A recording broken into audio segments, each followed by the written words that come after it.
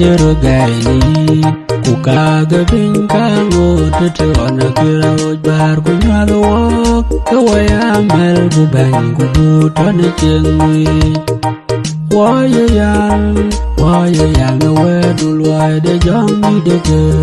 elu ne luang degel jongi degele jaga wa kuburu wa pimbang de we kwa miega we atoke wa mlepinye nam reja lo ya dem apeno wagam awaje wenet ajugunye ne biaga kai rajan gudwa yela waya yal na wedul wayde jongi deke elu ne luang degel jongi degele jaga wa kuburu wa pimbang de we kwa Naliyan warwa kajiwa myonya wende kere fadule kajiwa koyen bende wiko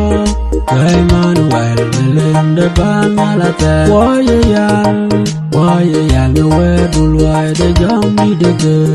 Elu ne luang degel jongi degele jaga wa kuburu wa pimbende wiko